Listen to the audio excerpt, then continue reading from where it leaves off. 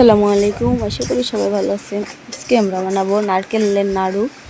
তার জন্য আমরা নারকেল দিয়ে আর চিনি দিয়ে কিছুক্ষণ জাল করে নেব। জাল করা হয়ে গেলে তারপরে যে চাউল ভাইজে যে ব্লেন্ডার করে রাখছিলাম যে গুঁড়োটা, তো সেই চাল বাজার সেই গুঁড়োটা দিয়ে ভালো করে মিক্সড করে নিব, যাতে একদম ভালোভাবে মিশে যায়। কিছুক্ষণ ভালোভাবে নাড়াচাড়া দেব একদম মিশে না যাওয়া পর্যন্ত। তো এই পর্যায়ে ভালো করে মিশে গেছে। এবার আমরা এটা নামাই নেব। নামাই নিয়ে এখন নাড়ুগুলো বানানোর কাজ করব। তো নাড়ু বানানো শুরু করলাম। এখানে এভাবে অল্প অল্প করে নিয়ে বানাতে হবে, কারণ অনেক বেশি গরম আবার হাতের ভিতর নিলে অনেক সময় পুড়ে যাওয়ার ভয় থাকে। তো সেই কারণে আমরা অল্প অল্প করে নিয়ে নাড়ুগুলো বানাই শেষ করতেছি। তো আমি অনেকগুলো নাড়ু বানাই ফেলাইছি। তো নাড়ু বানাবো আজকে হলো দুই রকমের, একটা হচ্ছে শুধু চিনি দিয়ে আর একটা হচ্ছে গুড় দিয়ে।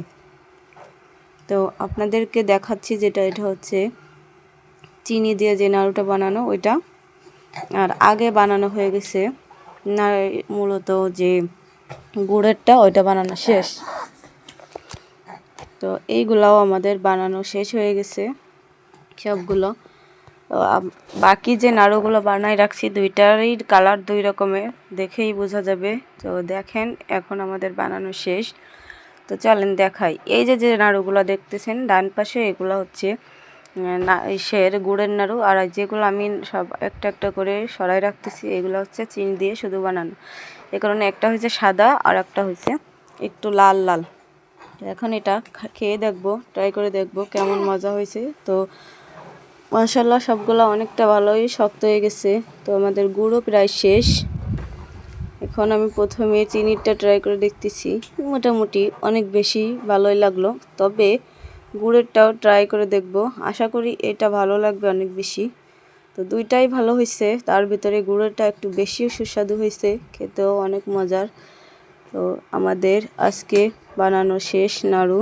এখন আমরা এগুলোকে একটা পাত্রে ভালো করে রেখে দেব উঠাইয়ে, কারণ কয়েকদিন যাতে আমরা খেতে পারি সেই জন্য আমরা এগুলা বানাইছি।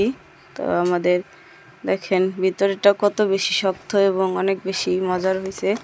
এখন এই প্যাকেটে করে আমরা এখন এগুলো উঠায় রাখবো। এটা হচ্ছে একটা টিফিন বাটিতে করে এভাবে উঠাইয়ে আমরা রেখে দেব, কারণ কোনো প্রকারের গন্ধ হবে না অথবা কোনো নষ্ট হওয়ার সম্ভাবনা থাকবে না। তো আমাদের সবগুলো উঠানো শেষ। এখন আমরা এটার মুখে আটকে এগুলো রেখে দেব। তো আপনারা যদি বাসায় এভাবে ট্রাই করে খেতে চান তাহলে খেতে দেখতে পারেন। আল্লাহ হাফেজ।